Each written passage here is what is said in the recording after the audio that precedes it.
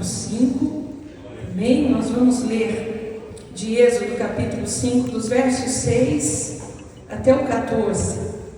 Enquanto você está localizando aí, irmãos, dizer para vocês, nós tivemos ontem uma imersão ministerial. Lembra que a gente mostrou aqui no telão para vocês? E olha, foi surpreendente, gente. Foi maravilhoso. Nós tivemos 5 mensagens. Deus trabalhou assim, grandiosamente, na vida de todo mundo que estava lá. Então, eu já quero deixar para vocês testemunho. E quando tiver de novo, vamos junto. Vamos com a gente. Acredito que os irmãos que estiveram lá gostaram, né, irmãos? Foi uma bênção. E foi realmente muita palavra de Deus. O tempo todo, né? Teve um louvor de abertura, mas palavra de Deus. Um pregador atrás do outro, palavras de conteúdo, palavra viva. Amém, amados? Então, deixar registrado, foi muito bom o evento de ontem. Êxodo, o capítulo 5, e nós vamos a partir do verso 6. Diz assim a palavra de Deus: olha. Portanto, deu ordem Faraó, naquele mesmo dia, aos exatores do povo e aos seus oficiais, dizendo: daqui em diante, não torneis a dar palha ao povo para fazer os tijolos, como antes fazíamos. Vão eles mesmos e colham palha para si, e lhes imporeis a conta dos tijolos que fizeram antes. Nada diminuireis dela, porque eles estão ociosos. Por isso clamam, dizendo: vamos, sacrifiquemos ao nosso Deus. Agrave-se o serviço sobre estes homens, para que se ocupem nele e não confiem em palavras mentirosas. Então saíram os exatores do povo e os seus oficiais, e falaram ao povo, dizendo: assim diz Faraó: eu não vos darei palha. Ide vós mesmos e tomai vós a palha onde achares, porque nada se diminuirá do vosso serviço. Então o povo se espalhou por toda a terra do Egito, a colher restolho em lugar de palha.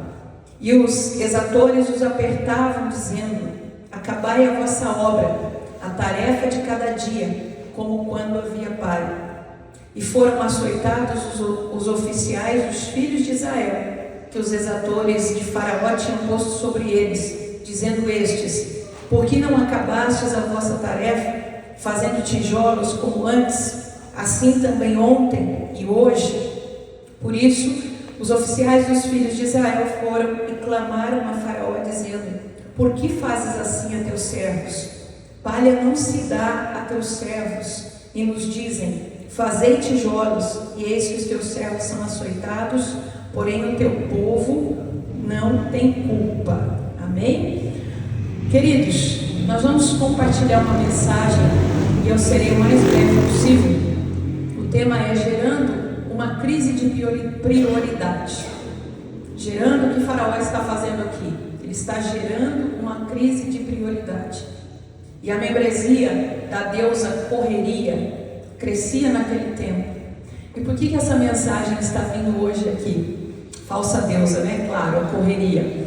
Porque nós estamos vivenciando a mesma coisa nos nossos dias. Então vamos mergulhar na palavra para a gente entender. Aqui nós encontramos um povo que tem um chamado e uma promessa. Quantos aqui têm um chamado e uma promessa? Amém? Aqui também.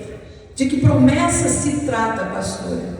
A promessa que está em Gênesis, o capítulo 15. Esse é um capítulo muito importante. Ele é um divisor de águas na vida de Abraão e também na vida do povo judeu. Aqui Deus está fazendo, Deus fez muitas alianças bilaterais que dependiam do cumprimento, né, da parte do homem. Mas aqui, esse não é o meu tema hoje, eu não vou falar isso com você, mas só para deixar uma palhinha aqui para você. Que Deus fez uma aliança unilateral com Abraão. Uma aliança que não dependia do cumprimento por parte de Abraão, somente de Deus. Então, um dia, uma hora, nós vamos compartilhar isso. Então, aqui, esse é um texto muito importante na vida de Abraão. E como é algo tão relevante, é aqui também que o Senhor, após o momento ali do sacrifício, quando Deus passa entre as partes dos animais que foram sacrificados, Abraão cai num profundo sono, né? E a palavra de Deus diz que o Senhor fala com ele: a tua descendência será cativa, mas vai chegar um momento em que ela volta para cá. Olha que interessante, né? Abraão está caminhando ainda, para conquistando a terra ali, né? Comprando algumas partes, mas Deus já está avisando: a tua descendência sai daqui, ela fica cativa, mas ela volta para cá. Em que momento ela volta para cá? Deus está falando: vai haver uma escravidão aí de mais ou menos 430 anos. Você vai lendo estudos, alguns falam 400, outros 430, outros 420. A verdade é que os hebreus viveram 210 anos bem lá no Egito, porque o faraó, que amava José e sua dinastia, deixava com que eles trabalhassem e tivessem uma vida comum. Mas os últimos 190 anos são marcados pela morte de um novo faraó que sobe ao trono. Este não ama José, este não conhece José, e este subjuga a descendência, Este subjuga o povo da promessa, assim como Deus havia dito para Abraão. E ali nessa mesma visão de Gênesis 15, o Senhor diz assim: olha, porque no momento em que a medida da iniquidade dos amorreus se completar, a terra irá vomitá-los. Essa parte de que a terra irá vomitá-los a gente encontra muito em Levítico, a gente vai ler alguma coisa em Números, que significa o quê? Até mesmo a terra, a natureza reage ao pecado do homem. Para você ter uma ideia, irmãos, quando as pessoas leem lá no Senhor dizendo que vai arrancar da terra o amorreu, o eveu, o jebuseu, o eteu, o perizeu, tantos eus, porque a terra não era deles, essa terra foi roubada pelo descendente deles, o Cã, foi invadida por Cã. Mas mais do que isso, quando Deus fala que havia necessidade de tirá-los da terra para que os hebreus ocupassem, porque cada um desses nomes significa tributo a um demônio, tá? Então, também não é nosso tema, vou puxar só uma linhazinha para você entender. Como a gente está falando dos amorreus, Deus está dizendo assim: olha, quando a medida da iniquidade deles se completar, a terra vai vomitar, vocês vão entrar e tomar posse, pois a terra já pertencia à descendência de Abraão, que vem de Sem. Aquela terra de Canaã pertencia a Sem, o filho de Noé. E aqui, o nome amorreu vem do hebraico emori. Eu ia até fazer um slide, esse eu esqueci. Eu deixei outros 2 slides com você, né, Alexandra? Mas é emori, como se escreve lá no português mesmo, E-M-O-R-I, tá? Que significa servos do Deus Amarru, o Deus da violência, o Deus destruidor das cidades e causador de grandes confusões. Este tipo de demônio, conhecido hoje por nós como espírito de confusão, ele tem atacado de maneira constante as igrejas. Todo ponto de confusão que você vê, toda hora que você fala, puxa, a ação de um espírito de confusão é o Deus dos amorreus. Então perceba que esses povos estavam tão entrelaçados com demônios que a nomenclatura da etnia deles se referia a um demônio, tá? Por isso não havia condição alguma de Israel se relacionar com esses povos. Verdade é que então em Gênesis 15 o Senhor está falando com Abraão que quando a medida da iniquidade dos amorreus se completasse, era o tempo de Israel vir possuir a terra que era deles, porque a própria terra iria vomitar este povo por causa da sua iniquidade.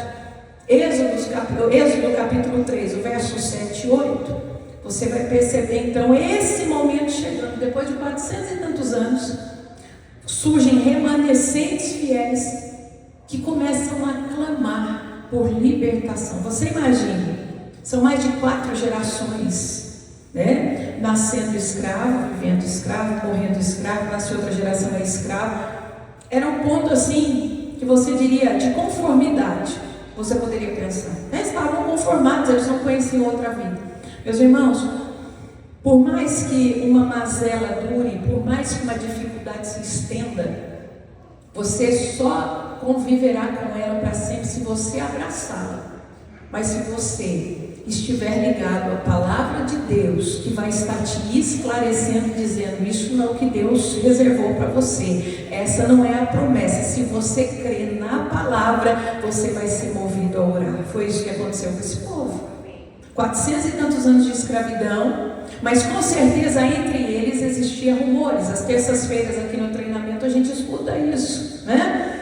A grande maneira, ou a forma mais eficaz do hebreu, hoje chamado judeu, passar a palavra é o quê? Oralmente, falando. De pai para filho, de irmão para irmão, de avô para neto, eles vão transmitindo. Então, certamente, alguém fala de Gênesis 15, mas há uma promessa. E isso mobiliza o coração deles. Sabe o que é importante? Você está na igreja, você está ouvindo a palavra de Deus, você está ouvindo as promessas, para você não se conformar com situações que não são para você. Você pode estar atravessando o deserto, você pode estar atravessando o Egito, mas não é aí que você vai ficar, não é aí que a sua geração vai se acabar. E existe um plano, existe uma promessa. Eu comecei dizendo para você, vamos falar de chamado e de promessa. Quando este povo que ouve esta palavra se levanta e começa a clamar, Senhor, então nossa história não acaba aqui. Levanta um libertador, levanta um libertador. Quem sabe eles imaginavam que ali no meio Deus fosse levantar um libertador. Deus estava à frente, ele já estava preparando há 40 anos um libertador que estava lá na terra de Midian. Ele não foi preparado, né? Os seus primeiros 40 anos de vida, ele absorveu tudo que ele podia aprender no Egito. Depois Deus levou para Midian. E ali ele está sendo preparado por Deus. Um dia Moisés, pastoreando os rebanhos, a Bíblia descreve a visão, né? Dizendo que ele olhava para a sarça ardia, mas não se consumia. E os estudos rabínicos dizem que ali era um anjo de Deus, uma teofania, o próprio Senhor. A gente sabe, quando fala em teofania, está falando de Jesus, falando com Moisés, revelando a missão para ele. Enquanto aqui no Egito o povo estava orando. E aí, Êxodo capítulo 3, versos 7 e 8, você vai ver Deus respondendo assim: eu vi, eu ouvi, e eu desci para livrá-los das mãos dos egípcios. Eu quero profetizar que esse tempo de luta, de dor, principalmente para quem tem lutas aqui que estão se arrastando há meses, há anos, está chegando ao fim. É tempo da sua libertação, é tempo da sua vitória, em nome do Senhor Jesus. Era chegado, meus irmãos, o momento, a hora do cumprimento da promessa. Esse é o anúncio do Senhor. Eu vi, eu ouvi e eu desci. Então vamos avançar. Moisés chega, Moisés começa a anunciar aquilo que Deus havia colocado como incumbência, como objetivo. E aí Faraó, é isso que nos interessa muito aqui, para a gente não cair nessa estratégia nos dias de hoje. Faraó, ele coloca uma estratégia em ação. Faraó vai gerar uma crise de prioridade. Faraó vai deslocar o foco do povo. Porque, crendo ou não, Faraó, ouvindo aquela conversa, ele entendeu: algo diferente o Deus dos hebreus vai fazer. E aí a gente pode perguntar assim: como assim uma crise de prioridade, pastor? Veja, Êxodo capítulo 5, um pouquinho adiante do que lemos, nós vamos ver pela primeira vez Moisés diante de Faraó e sendo bem claro naquilo que Deus mandou dizer: deixa o meu povo ir. Um pouquinho antes, em 4:22 de Êxodo, você vai ler o Senhor dizendo assim: Israel é o meu primogênito. Aqui ele está dizendo para o Faraó: deixa o meu primogênito ir. Por que o primogênito de Faraó vai perecer? Porque o primogênito do Senhor estava perecendo nas mãos de Faraó. E não é uma vingança, irmão, não é uma punição. Então Deus falou: tá bom, mexeu no meu primogênito, eu vou mexer no seu. Não.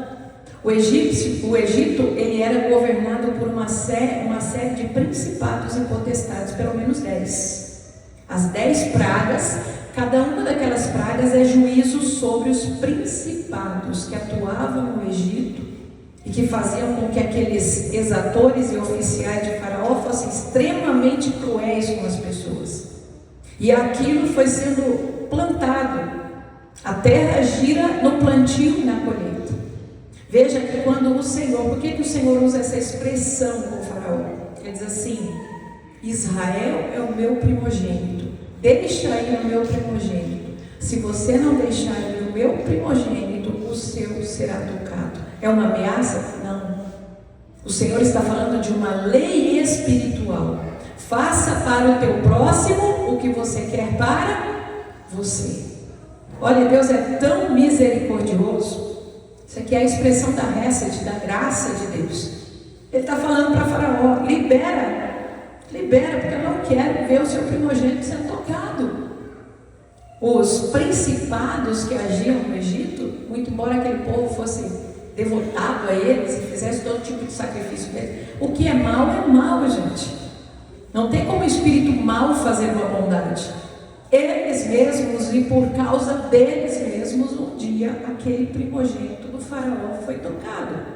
E era isso que Deus estava alertando a Faraó. Então, veja que quando você conhece a Bíblia, acaba aquela visão falsa que as pessoas, olha como Deus é cruel, olha o que Deus fez. Quando a gente conhece a Bíblia e o mundo espiritual, nós começamos a compreender e entender que Deus é boníssimo em todo o tempo. Até com o perverso ele tenta resgatar, ele tenta salvar, ele tenta livrar. Então, em 4:22 o Senhor está dizendo: Israel é meu primogênito. 5:1 de Êxodo, o Senhor está dizendo assim: deixa aí o meu povo para que me... Olha que interessante, né? Esta Bíblia Almeida Corrigida Fiel, ela é a que mais aproxima o texto do original. E ela vai dizer assim, ó: deixa aí o meu povo para que me celebre festa. Olha como as festas bíblicas são relevantes. Domingo passado a gente celebrou Shavuot aqui. Elas fazem muita diferença, irmãos. O Senhor está dizendo: deixa aí para que me celebre festa. Na verdade, quando o povo sai do Egito, já está celebrando o Pêssar, a Páscoa. Olha como eles já começam a voltar a viver o calendário bíblico. 3 meses depois, quando eles chegam nos pés do Sinai, eles vão celebrar Shavuot, que é a vinda da palavra de Deus como fogo para ser gravada dentro do coração. Mas, embora nós já tenhamos 2 festas ali marcando este período e entrelaçando as duas, a contagem do Homer, nós vamos ver que Deus está falando aqui em prestar culto. O que o Senhor está dizendo: deixe o meu povo ir para celebrar a festa, seria adorar a Deus, prestando culto a Ele. Por quê? Porque Ele viria e iria responder. Fazendo o quê? Trazendo desde lá, não só daqui, mas desde lá do Sinai, um novo nascimento para aquele povo. O projeto que Deus aplica em nossa vida, Ele tinha para a vida deles também. Transformação de dentro para fora. Então, as festas bíblicas são cultos, são momentos de adoração. O culto que nós estamos hoje, embora nós não estamos aqui, não é uma data de uma festa bíblica. O culto também é uma espécie de uma festa ao Senhor. Festa do quê? De gratidão, meus irmãos. Cultuar é adorar, cultuar é entregar com excelência.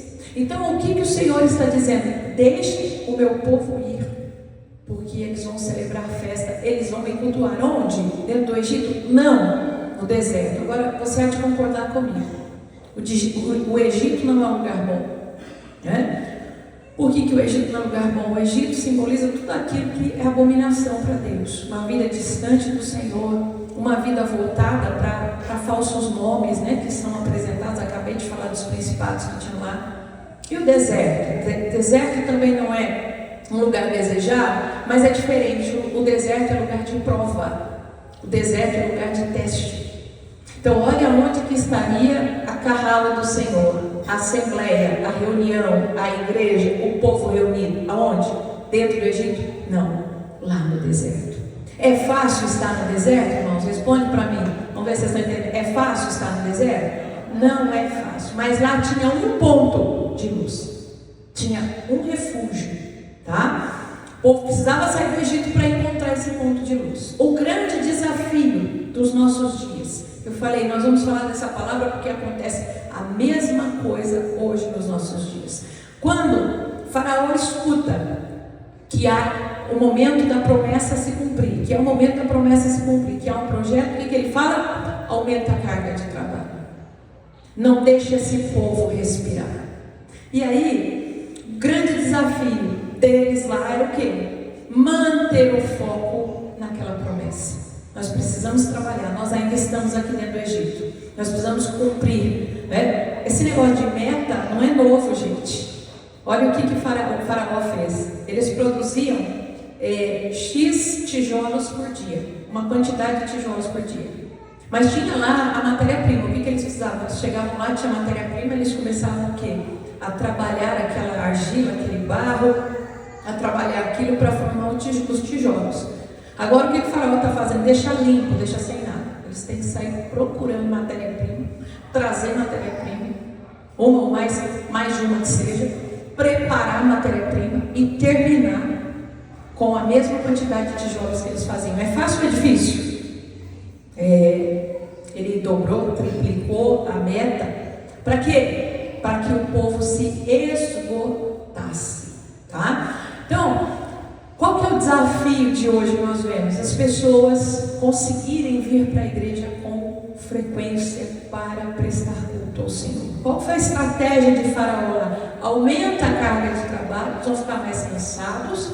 A deusa correria, estou usando isso como uma ironia, mas vou mostrar para você que isso tem fundo de verdade. A deusa correria, tá? A deusa correria suga, e independente deles estarem concordando, só o fato deles estarem ali na correria e não terem fôlego para estar na presença de Deus, e quando estão na presença de Deus, estão tão embotados de cansaço que não se sustentam acordados, que a palavra não entra, a cabeça está a 1000 por hora, porque aquele cansaço físico sobe para a mente também, ou seja, eles não vão absorver mais nada de Deus.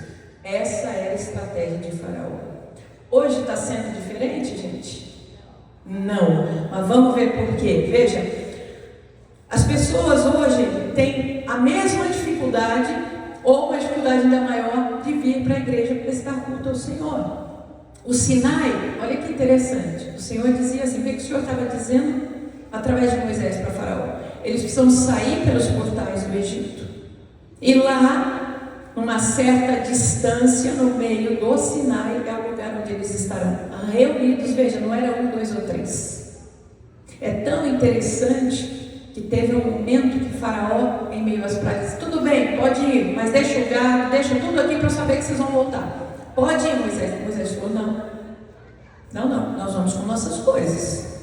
Ou seja, não deixaram nada lá. Então não era assim, Moisés, Arão, mais 2 ou 3, prestem culto. Não, Deus queria, você vai ver comigo no final uma palavra em carral. O que é carral? Congregação, assembleia, reunião, igreja.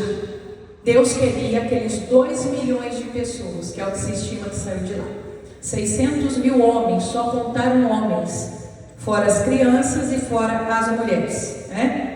Então, hoje você fala aí, uma família média, um casal, 2 filhos, 3 filhos, 4 filhos até, naquela época tinha-se muito mais. Então, estima-se 2 milhões de pessoas, uma igreja de 2 milhões de membros, e Deus falou, não vai faltar ninguém. O que era isso? Era um culto. Então, o que Moisés dizia para Faraó, eles vão sair. O Sinai estava no caminho do deserto, porque eles não iriam ficar ali habitando no Sinai. O que Deus disse? Eles vão prestar culto e depois eles vão para uma terra que mana leite e mel. Onde estava o Sinai? No caminho do deserto. A igreja, irmãos, ela está no caminho do mundo de aflições. João capítulo 16, verso 33, Jesus disse assim, no mundo tereis aflições, mas tenha bom ânimo, né? Jesus, ele venceu o mundo. É preciso ter um bom ânimo para a gente vencer. Agora, o bom ânimo vem de onde, pastor? O ânimo é uma palavra que vem de alma. O ânimo vem da alma. Se minha alma não está alimentada, se minha alma não está nutrida pela palavra de Deus, como é que eu vou ter ânimo? É como se eu dissesse para alguém, vai, malha aí, faça exercício, corra, olha, dou para você uma corda, pule corda. Você fala, pastora, me dá comida primeiro. Não faz, vamos lá, bom ânimo. Se você não estiver alimentado, você não vai fazer. A mesma coisa, assim como há um corpo físico, há um corpo espiritual. Se você não está alimentado da palavra de Deus, não há como ter um bom ânimo. Será que é por isso que a gente encontra hoje tantas pessoas dizendo: estou abatido, estou fraca, não tenho ânimo, não consigo ir para a igreja? Será que é por isso? Veja só, tanto o Sinai quanto a igreja representam um refúgio de Deus para o seu povo.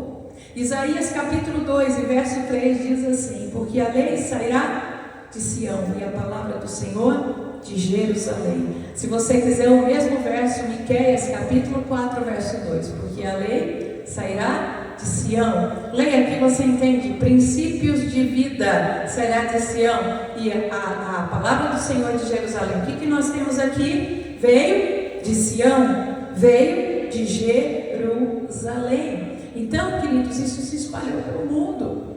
Veja, hoje eu não preciso ir lá. Se eu puder, melhor, né? Ter a experiência de conhecer Israel, mas não é o meu lugar de culto, né? Até porque seria inviável. Nós estamos a tantos 1000 quilômetros de distância. Está lá no Oriente, Israel, nós estamos aqui no Ocidente. Mas Deus plantou por toda a terra uma extensão, de onde sai a lei. Aqui está Sião, a palavra do Senhor. Aqui está Jerusalém, em cada ponto da terra, onde esta palavra está sendo pregada, a sua alma está sendo alimentada, o seu espírito está sendo nutrido. Para quê? Para que você tenha bom ânimo. Mas se a gente mudar essa fórmula, tira a igreja, né? Tira a palavra. Acabou a nutrição, gente. Acabou a nutrição. Você sabe que existe hoje, falando de academia, muitos tipos de suplemento que nós podemos usar e que ajudam e que fazem bem. Mas o que os profissionais da nutrição vão dizer? Nada como o alimento. A partir de agora, para não ter trabalho, eu não vou fazer mais comida nenhuma, eu vou viver só de suplemento. Eu vou viver bem? Óbvio que não. O suplemento, já está dizendo, suplemento é algo que completa o que? O alimento. A base está no alimento. Mas veja você, se você não se refugia em algum desses pontos que Deus estendeu na terra, onde a palavra, a lei de Sião, a palavra de Jerusalém está sendo apregoada, o que acontece? Você ficará cativo das cargas de Faraó. Porque, irmãos, enquanto Moisés falava com o Faraó dizia: não, você acha que esse povo aqui não estava se reunindo, não estava orando, não se formavam pequenas carral do Senhor, pequenas assembleias, pequenos grupos, eles estavam clamando, eles estavam buscando, estava acontecendo um movimento no mundo espiritual. Eles estavam, ainda que um remanescente deles estava com foco. Moisés chegou aqui dizendo que é o momento da promessa. Moisés chegou aqui dizendo que a palavra vai se cumprir. Nós cremos, Senhor, ainda por mais que Faraó diga que não. Sempre tem um Faraó para dizer que não. Sempre tem, meus irmãos, né? Às vezes é aquele diagnóstico negativo. Não estou dizendo que o médico seja Faraó, estou falando da prova, do teste que tem na vida. Aí o profissional fala: isso aqui não tem jeito de tratar, de curar, né? É uma palavra. Aí você escolhe dentro do seu livre-arbítrio, vai ficar com essa palavra negativa, vai dizer assim: o Senhor é o Deus que me sara, aquilo que na terra não tem jeito, a esperança no Senhor, né? E nas mais variadas áreas, você procura um profissional, um outro melhor profissional, e às vezes ele fala assim que ele é honesto com você, ele fala: não vou poder fazer nada pelo seu caso, eu não consigo, né? O mundo caiu. Não! Outro dia eu estava comentando isso. Às vezes a gente fala assim: e agora é só Deus. Gente, presta atenção nessa frase. Agora só Deus. Triste é você falar assim: agora só o homem. Ia dar em alguma coisa? Não, agora só Deus. Então pronto, está pronto o palco para Deus vir e operar um milagre. Glória a Deus, Senhor, eu creio, eu confio. Quando você fala só Deus, pronto, deu conta.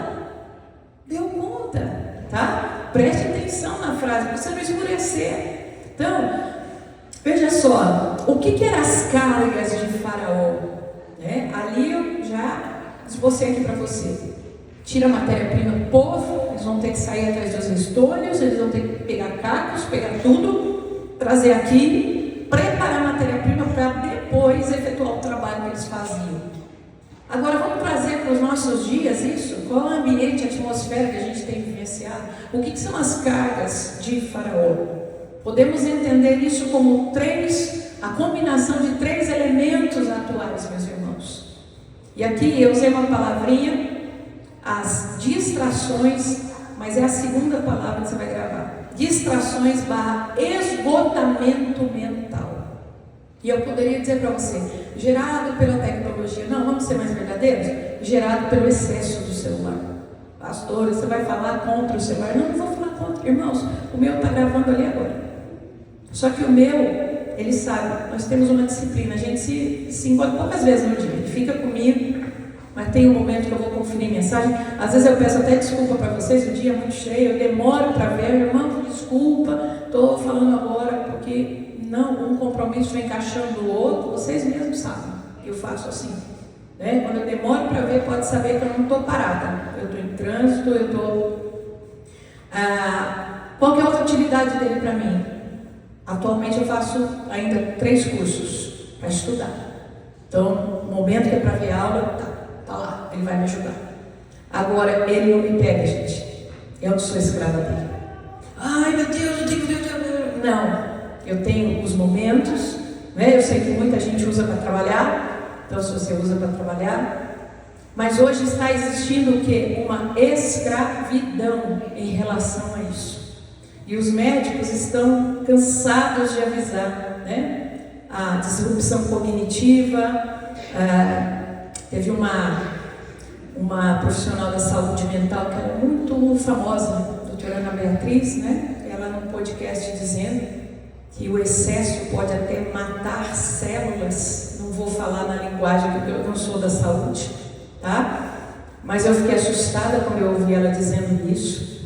Então, nós estamos vendo hoje, e as pessoas não percebem que isso cansa a mente. E o pior cansaço é o da mente, gente. Se você fizer qualquer trabalho braçal, trabalhou o dia inteiro, você carpiu, você fez faxina na casa, aí você deita na cama, não é que nem uma pedra, pum, dorme. Agora, se você estiver com a mente cansada, fala para mim, você dorme? É ao contrário, aí que não dorme. Eu estou cansado, eu não durmo, porque a mente está agitada, esgotada, cansada. E as pessoas não estão percebendo, as suas energias estão indo embora através disso, por conta do excesso. Segundo motivo, falei 3 elementos que se combinam. Esse é o primeiro, esse está na frente do trabalho. Segundo motivo, as cargas de trabalho aumentam para todo mundo, né? Todo mundo tem muita responsabilidade, todo mundo tem muita coisa para entregar, todo mundo é muito cobrado em todas as áreas, e até as crianças. Pega a agenda de uma criança hoje, tem escola, depois tem inglês, depois tem natação, depois tem tal coisa, depois tem tal coisa, não é assim? Você tem que marcar, agendar, porque as crianças estão com um monte de compromissos também. Você está falando, pastor, é coisa? Não, estou falando de excessos. E qual que é o terceiro elemento? É o excesso celular, é a carga de trabalho pesada, os dias estão abreviados. Isso é ruim? Não! Jesus disse assim, que se esses dias não fossem abreviados, nós não suportaríamos. O terceiro elemento é indispensável. Os dias estão sim abreviados, então você soma isso. Você tem menos tempo para cumprir tudo. E você tem um aparelhinho tecnológico, se você não tiver controle, ele está te sugando. Qual é a força que vai restar, meus irmãos? A estratégia de Faraó era essa, gerar uma crise de prioridade. Qual é a nossa prioridade? Buscar em primeiro lugar o reino de Deus, a sua justiça, e as demais coisas nos serão acrescentadas. Qual é a prioridade? É o Senhor. Tem gente que cria até outras escalas, me desculpe, né? Usando aqui meu direito de opinião. A pessoa fala assim, não, a família, depois Deus. Existe família sem Deus, gente? Tem família sem Deus? Tem trabalho sem Deus? Ontem o pastor Fabrício ministrando ali, ele foi muito feliz, ele fez uma colocação muito clara. Ele falou assim, se alguém tem dúvida de que o benefício, o salário, a bênção que você tem através do seu trabalho vem de Deus e não apenas de você. Ele falou, tem muita gente que fala, eu que não trabalho para ver. Ele falou, você só trabalha porque o seu rim funciona, você só trabalha porque o seu intestino funciona, você só trabalha, eu vou acrescentar, porque os seus ossos são fortes, porque você para em pé, você só trabalha porque você tem capacidade cognitiva. De onde vem tudo isso, gente? De Deus. Então, por isso que Davi dizia, tudo vem de ti. Quando ele ofertava a Deus, ele dizia, tudo vem de ti e para ti retorna, porque tudo vem dele. Então, a matéria-prima, a nossa essência é o Senhor. Lembra, ele pega Adão e ele sopra o ar, o Espírito entra em Adão. Adão se torna alma vivente.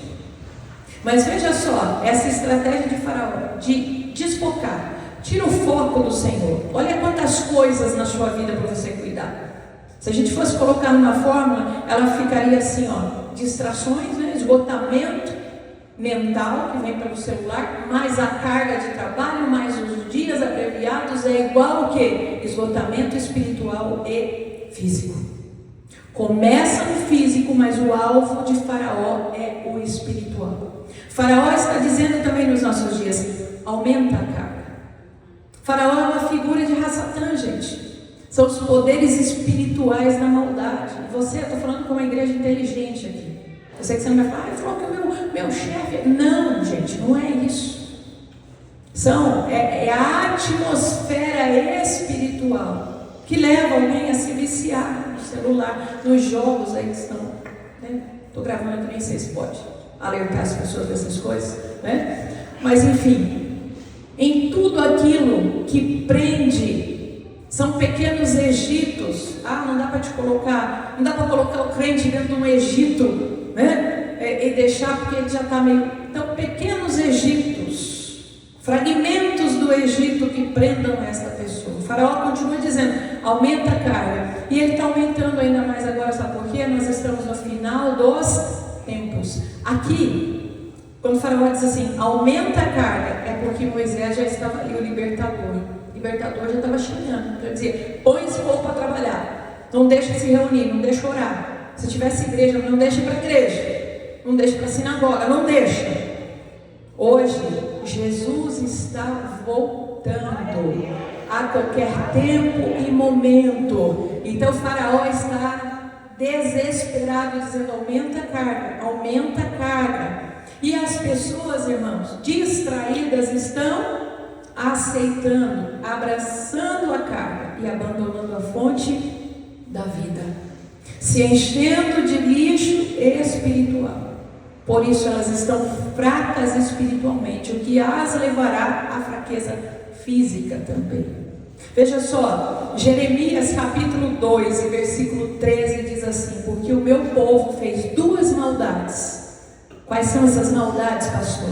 A mim me deixaram, quem está falando? O Senhor, o manancial de águas vivas. Deixaram o Senhor e cavaram cisternas rotas que não têm água. Irmãos, o que eu estava aqui refletindo com vocês, a palavra de Deus é o que alimenta, a palavra de Deus é o que sustenta. O lazer nós precisamos, nós temos direito, mas é uma cisterna rota, é uma coisa que a gente vive, O lazer é o entretenimento. O que é entreter? Entretenimento é entreter você, é distrair você. É um momento assim, tira o seu foco. Você baixa a guarda. Isso precisa, senão você explode. Mas o que está acontecendo hoje? As pessoas perderam tanto o senso de proporção que troca o precioso pelo vil. Se você tiver um momento em que você vai se abastecer da palavra, não, mas tem uma festa. Não, mas tem um encontro. Não, mas me chamaram ali. Não, mas depois eu vou para o culto. Opa! Ó a cisterna rota. Você está entendendo? Aí daqui a pouco o inimigo ele não age assim, gente, papum, porque ele não quer ser percebido. A gente tem um dos locais que a gente frequenta, para ser discreto, só para você entender e não expor ninguém. Há uns 3 anos atrás, pastor? Combinaram, iam fazer um ato lá nefasto. e nós orientamos espiritualmente, né? Sem falar, pastor, chato. Não, a gente implica nisso, implica naquilo. Nada a ver, foi feito. Até gente vestida de demônio parece que circulou no local. Cadê uma dessas pessoas? Sumiu. Todo mundo com problema, todo mundo com... 3 anos depois. O inimigo não quer ser percebido, meus irmãos. Não foi ato contínuo para as pessoas. Olha, nós fizemos aquilo realmente. Ninguém nem percebe. Já foi. Tem gente que nem lembra do que participou.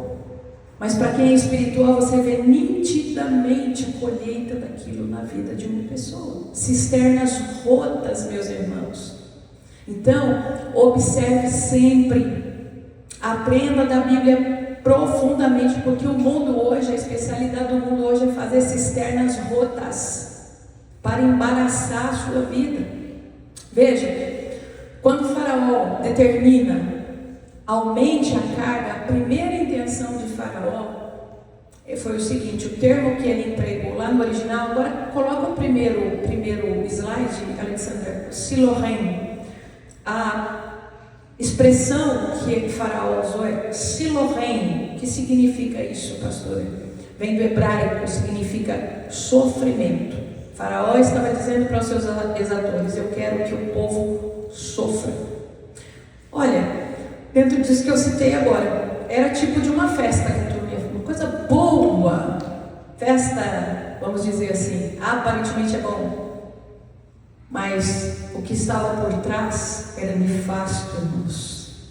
Então, é aquilo, existe um disfarce. Olha, tá vendo? Silohem. É que a gente, dá para apagar o David ou o Bruno, só para o pessoal ver. Aqui de fundo a gente tem como se fossem os escravos ali, né? Trabalhando com os tijolos, tá?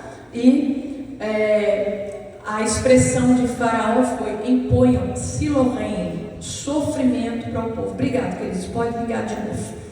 Mais do que trabalho em si, irmãos, faraó se preocupava em fazer os seus escravos sofrerem, através da ação de negar a matéria-prima para a confecção dos tijolos. Agora vamos fazer um paralelo com os dias de hoje, né? A meta de faraó é negar a você a base que você precisa ter para que tudo vá bem. O que é a base que você precisa ter? Eu acabei de falar aqui atrás, qual que é a matéria-prima do homem para que o homem esteja estabilizado? Qual que é a matéria-prima? Deus. Isso, a palavra dele, a essência dele, o espírito dele em nós. Veja, a Bíblia conta daquela mulher que o filho dela, né, ele passou mal, ela tinha sido abençoada ali através da vida do profeta Elias, e o filho passa mal, e essa mulher, vendo o filho já sem vida, ela pega lá um animal e vai em busca do profeta. E as pessoas perguntam para ela, tá tudo bem? O que ela fala? Tudo vai bem. Se você olhar no aspecto de mãe, o problema que ela estava ali, da perda de um filho, irmãos, qualquer ser humano diria, me ajuda, meu filho. Mas ela diz, tudo vai bem, porque ela estava estruturada no Senhor. Ela não precisava contar para todo mundo, ela só precisava falar com o profeta. E quando ela fala com o profeta, o milagre vai acontecer na vida do filho dela. Então, essa matéria-prima, que é a base do homem, ela é essencial. Faraó, olha o raciocínio dele hoje, tira-os da igreja, engole o tempo deles, deixa todo mundo muito cansado, porque aí fica fácil de abatê-los. E é interessante, irmãos, que muitas vezes ele não vai dizer assim, tira a matéria-prima de uma vez, mas ele vai trabalhar para que você não tenha o suficiente dessa matéria-prima, para que você busque um pouco menos, receba uma porção pequena, porque não é uma porção pequena do Criador que nós precisamos, mas a abundância dele. Jesus, em João, lá no capítulo 4, ele vai dizer para aquela mulher samaritana, se você beber, ela vai, né, geralmente com um balde, pegar um pouco da água. O que Jesus diz? Se você tomar da água que eu te der, vai haver um manancial dentro de você. O chamado para aquele povo do Egito, que estava no Egito, era para vir adorar no Sinai. E o que ia acontecer? Qual era o plano de Deus ali? De fazer com eles o que foi feito no Pentecostes, ou seja, descer e escrever a palavra dentro deles. Era para haver um novo nascimento. Lembra que eu falei que ia falar sobre isso? Era para haver um novo nascimento, a palavra de Deus escrita dentro deles, uma transformação de dentro para fora. Preste atenção, isso é muito importante, irmãos. Se houvesse um novo nascimento, quando a pessoa ela nasce de novo, nunca mais ela quer o Egito. Quando a pessoa de fato tem essa experiência com Deus, ela não quer mais o Egito. Agora, ao contrário, o contrário também é verdade. Quando a pessoa vem, ouve, entrega, fica um pé lá, outro cá, sabe o que acontece? A pessoa não nasce de novo, ela quer o Egito toda hora. E sabe qual é o problema? Que as pessoas estão fracas espiritualmente hoje. Porque hoje as pessoas, elas acham que criaram um jeito próprio. Que jeito que é esse, pastor? A semana toda, 7 dias lá no Egito, com seus prazeres. Ai, porque eu tenho que trabalhar, porque eu tenho que estar lá, porque eu tenho que conviver lá. Mas no domingo eu estou no Sinai, na igreja. Adianta alguma coisa? Tenho que ser sincero com você. Não. Porque, irmãos, são níveis de caminhada. Para quem está chegando agora, de repente você nem entenda muito bem o que eu estou dizendo. Mas lá no futuro você vai falar, ô pastor, palavra boa. Não é? Você vai de pouquinho. Mas eu estou dizendo para quem já está avançado. Eu não estou falando para os iniciantes. Estou falando para os avançados. 20, 10, 20, 30, 40 anos desse jeito. Pelado, pecado. Ai, eu gosto. Mas não. Ai, estou ali, estou aqui. 7 dias. Ai, eu já tenho que estar no Egito mesmo. Então, lembra que eu falei? O Egito é um mundo. O deserto é teste, é prova. Aí sua vida não avança, porque não houve decisão, não houve novo nascimento. Para que haja uma história de vida para uma pessoa, o primeiro ato que precisa acontecer com essa pessoa, ela tem que nascer. Não é isso? Ela tem que nascer. Se ela não nascer, nada feito, meus irmãos. Isso é tão importante que quando você tem disputas jurídicas grandes valores de herança, né? Às vezes existem exames minuciosos quando um bebê nasce morto, aparentemente. Não é simplesmente, esse bebê nasceu. Não. Existem exames detalhados, minuciosos. A hidrostática de Galeno, que avalia o pulmãozinho, se quando saiu, né, ali ele tentou inspirar, ele nasceu. Se ele, ainda que ele não tenha conseguido inspirar, ele nasceu, houve vida. Se ao sair do ventre da mãe ele não inspirou, ele não nasceu. Isso define coisas vultuosas muitas vezes. O nascimento é que marca a história de vida de uma pessoa. Espiritualmente, o novo nascimento. Se não nasceu de novo, meus amados, a vida está daquele jeito, igual quando estava no Egito. Na igreja não muda nada. Mas eu estou na igreja, não acontece nada. Mas eu estou na igreja. Então, você não pode estar só na igreja. Você precisa nascer de novo. Então, essa história de 7 dias, a semana inteira no Egito. Mas domingo eu estou no Sinai, isso é engano. Isso é operação do erro. E a gente tem visto as pessoas perecendo. Porque o que prevalece na vida da pessoa? A cultura do Egito, os hábitos do Egito, o que o Egito fala, o que o Egito faz. E a pessoa dá uma passada rápida, assim, algumas horinhas, um dia na semana ali pela igreja. Opa, amém? Mas não está acontecendo. Não, porque não é assim. O plano de Deus não é esse. E aí, meus irmãos, o que acontece hoje? O Faraó diz assim, aumenta a carga. Aí você fala assim para alguém, por que você não veio na igreja? É a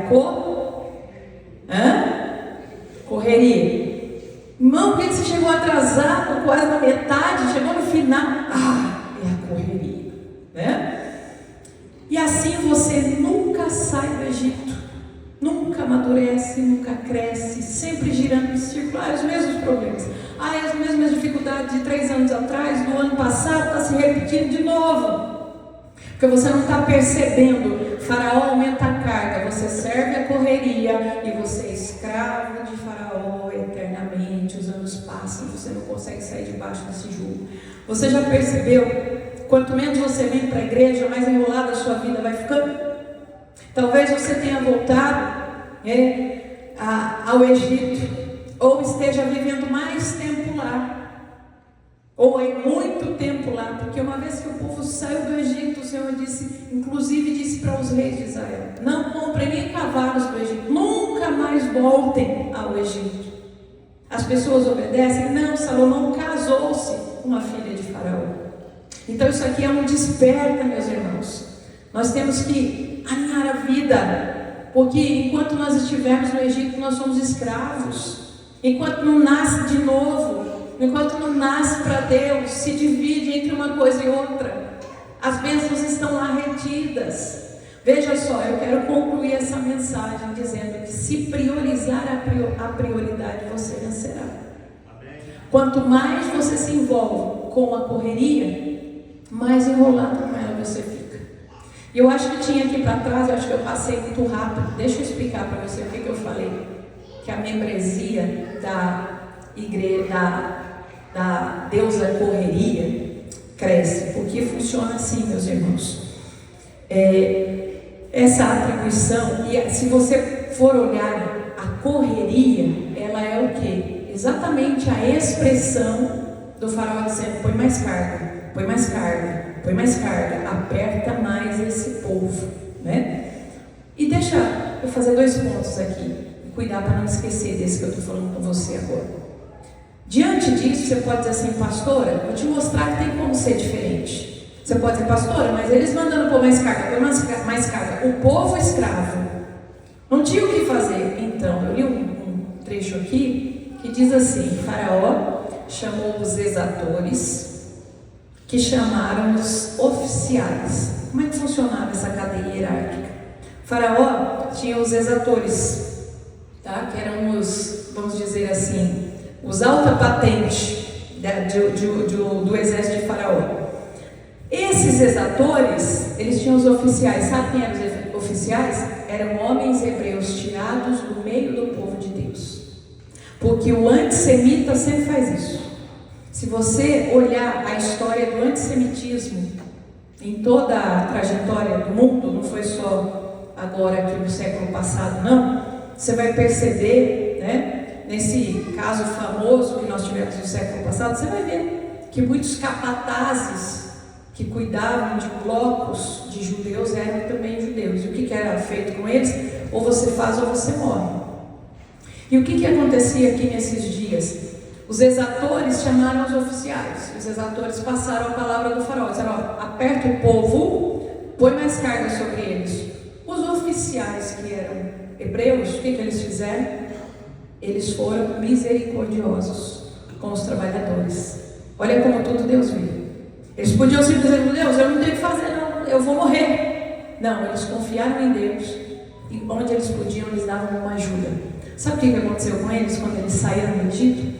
Esses homens foram todos honrados como líderes. Muitos deles se tornaram anciãos de Israel, homens de sabedoria, homens usados por Deus para dar direção ao povo. O que eu quero dizer com isso?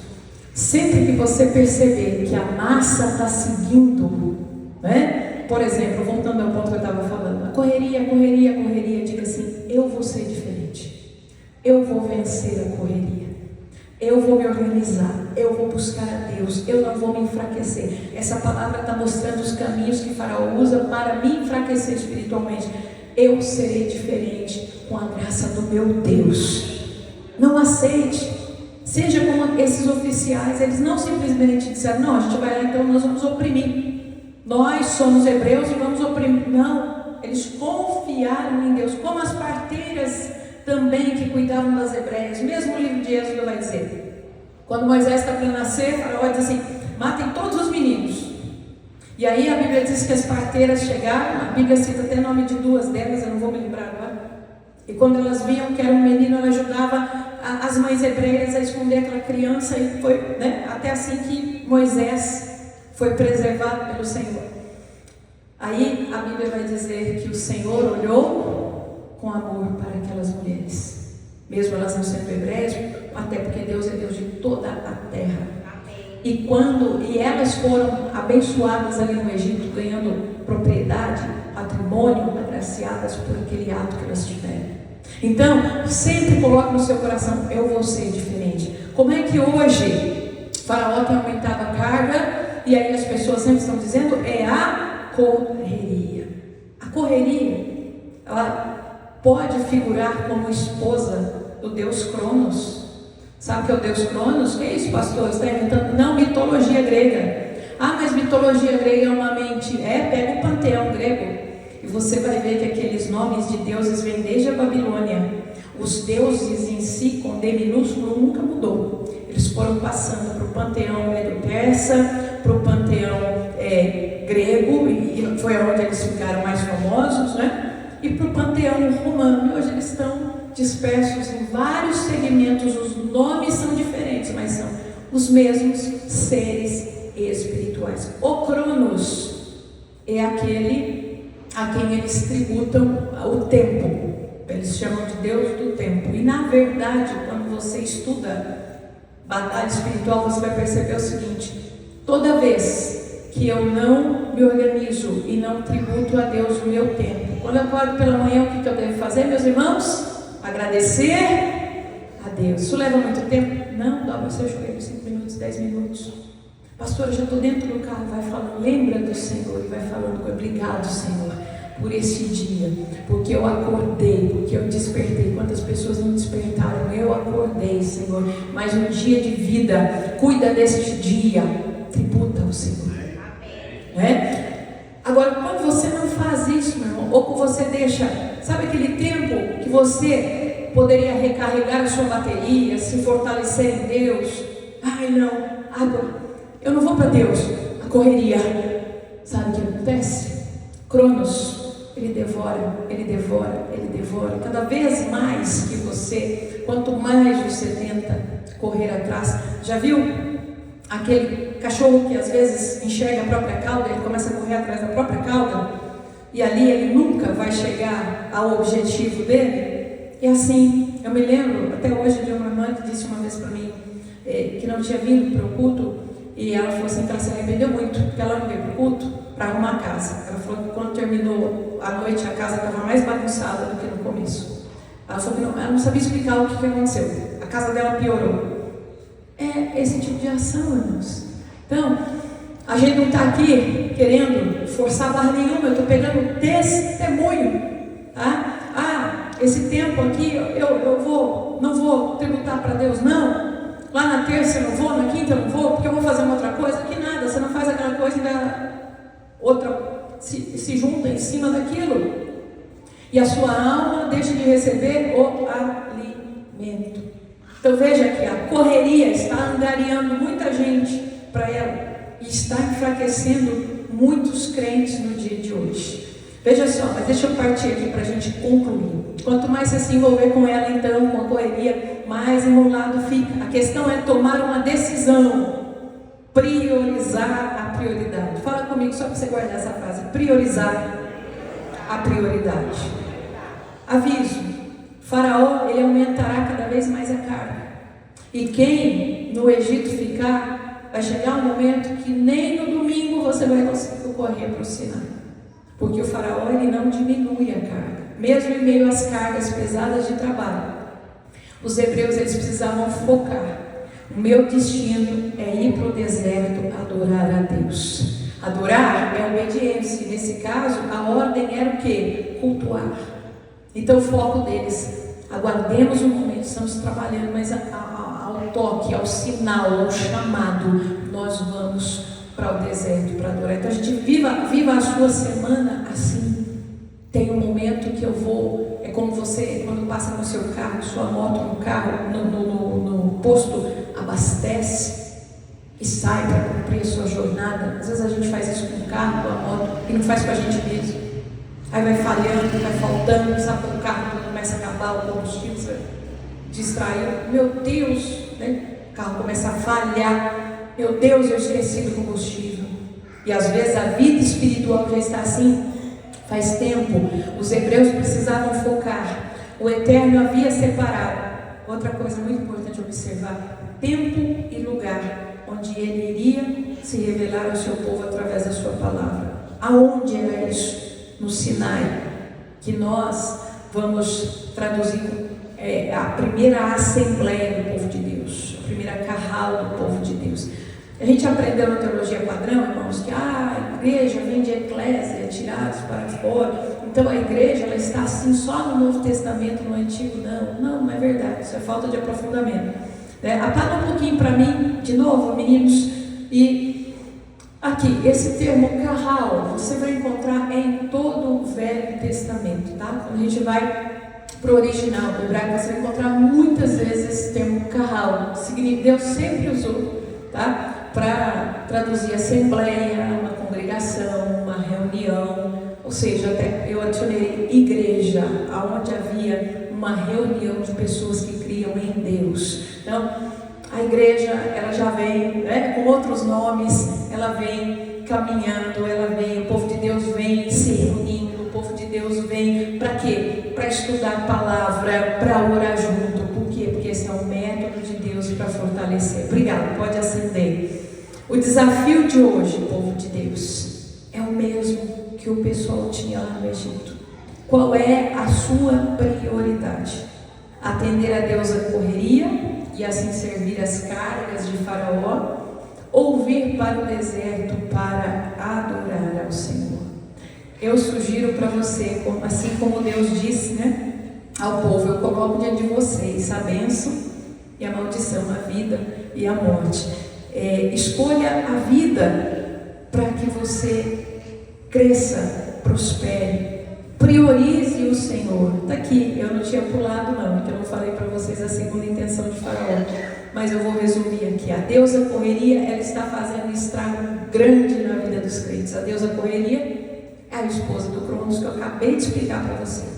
Ambos trabalham como devoradores do tempo. Se você rouba o tempo de Deus, eles roubam o teu tempo. É assim que funciona no mundo espiritual. Então, só para você ficar com a mensagem completa. A primeira intenção de Faraó era fazer o povo silorrem, sofrer. A segunda intenção era ocupar completamente a mente dos hebreus através da escravidão. E aí vem de novo aquele fio que eu tinha puxado. Como é que Faraó faz isso hoje? Através de uma escravidão tecnológica, desgastando a mente da pessoa através do excesso. E uma outra metodologia também, gente, isso aqui a gente não pode pular, não foi falado ontem na imersão. A gente tem maneiras, às vezes, eu acabei de falar, eu faço alguns cursos, eu uso o celular ali para aulas, mas hoje a gente tem que tomar cuidado para que não haja a invasão que já houve nas igrejas da confusão do pastoreio.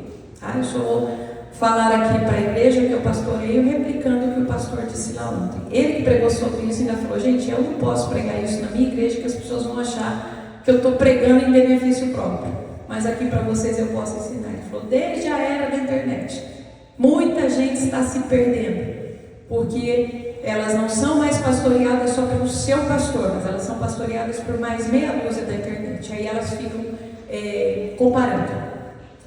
Mas o pastor falou isso. Mas o pastor da internet falou outra coisa. Mas falou outra coisa. E elas estão entrando em uma confusão e elas não são mais pastoreadas por ninguém.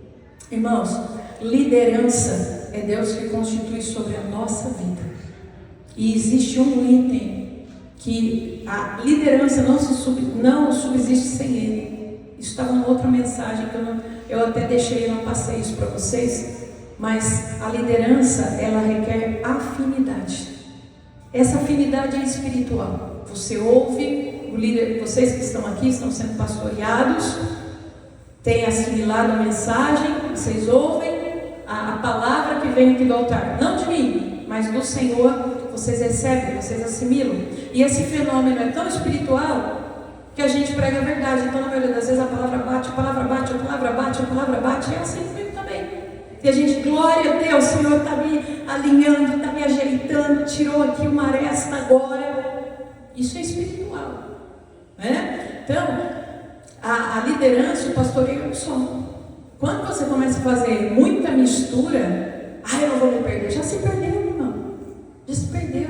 Começa começa a voltar aqueles frutos da velha criatura, ao invés de caminhar para frente, você começa a regredir, né? E aí outra coisa que ele disse, ele falou assim, um passo, o outro passo é o quê? Diminuir o líder do nosso tamanho. Igual a mim, está falando o quê? Aí ele deu o exemplo de Miriam com Moisés, né? Falando para Arão, nosso irmão, é de casa, por que ele tem que ser o nosso líder? Aí já acabou tudo, irmãos. Aí a pessoa já está sem pastoreio, né? Aproximou um pouquinho, aí já, não, mas olha, eu estou vendo, né?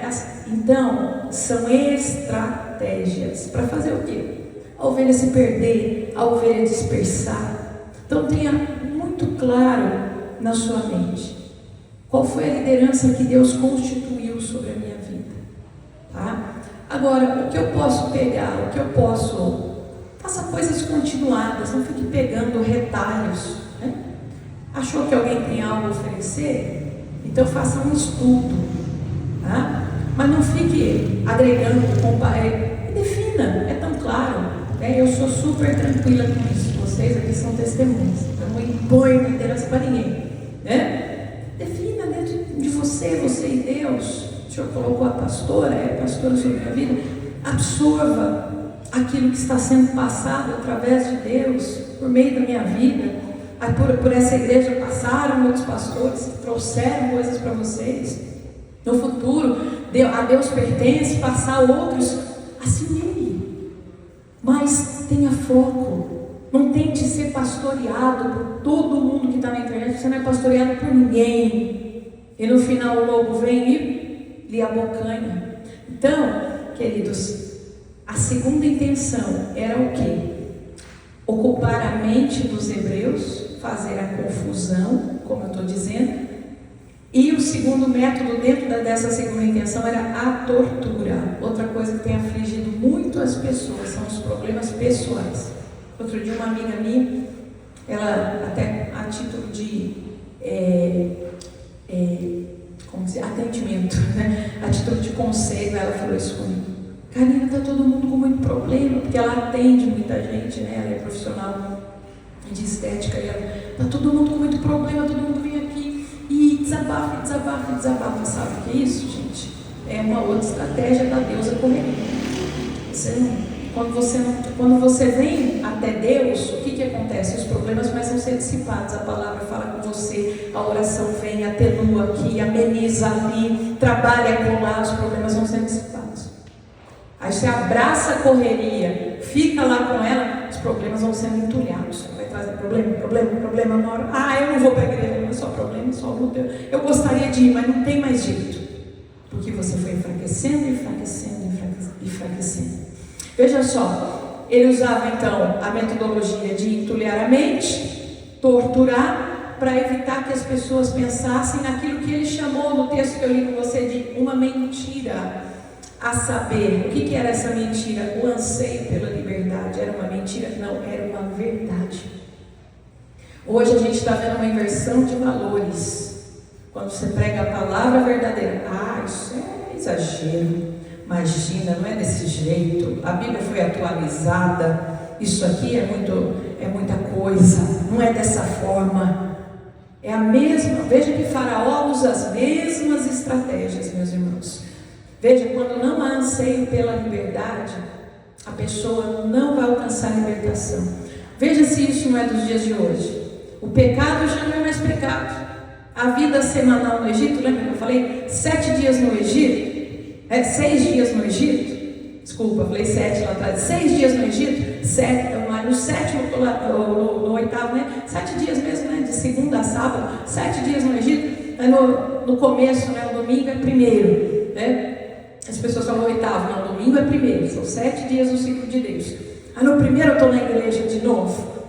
Então, e por causa deste pensamento, o pecado não é pecado, não, é um bichinho de estimação, é uma coisinha assim, Deus te ama tanto, que você está se matando e Deus fala, não, continua se matando porque eu te amo. Gente, é incoerente isso. É incoerente, não é verdadeiro. E aí quando a palavra é verdadeira, muito pesado. Sabe quando Jesus, um dos discursos que ele faz mais relevantes, e aqui eu estou fechando, João capítulo 6, ele vai falar: eu sou o pão da vida, aquele que não comer da minha carne, não beber do meu sangue, não tem parte comigo. Irmãos, todas as pessoas estavam sentadas, leia lá depois, levantaram, foram embora. Esse discurso é muito duro, pegou muito pesado. O que é isso? O que ele está dizendo? Comer da carne, beber do sangue? Que conversa é essa? Jesus, muito pé no chão. Quem que ficou sentadinho lá? Os 12. Ele olha e fala: vocês não vão também? Tem certeza que quer ficar? Aí vem a palavra: e para onde se só tu tens palavra de vida eterna? Então, irmãos, isso é desde sempre, tá? Faraó dizia que era uma mentira o anseio pela liberdade, mas você tem que ansiar por libertação, ver salvação na tua casa, ver restauração na tua família, ver transformação na sua vida profissional, ver crescimento na sua vida espiritual. Você tem que ansiar por isso, porque não são ilusões, mas são promessas de Deus para a minha e para a sua vida. Se atentamente ouvires a voz do Senhor teu Deus e obedecer, todas as bênçãos elas virão e te alcançarão. Então veja só, mais do que os seus corpos, Faraó pretendia subjugar o povo espiritualmente. Então, irmãos, só pegando a nossa tela no final aqui para lembrar para você de que o desafio de hoje é o mesmo que aquele povo tinha, tá? Qual é a sua prioridade? Atender a Deus a correria, assim, servir as cargas do Egito, ou vir para o deserto e adorar ao Senhor? Se coloque em pé no seu lugar, nós vamos orar agora. E aí mesmo do seu lugar, você vai falar com Deus qual é a sua prioridade. Eu estou fechando aqui, né? Eu sempre esqueço, estou fechando a gravação. Deus abençoe quem nos acompanha. Você é convidado para vir presencialmente, congregar, participar de um culto aqui conosco. Deus abençoe, amém?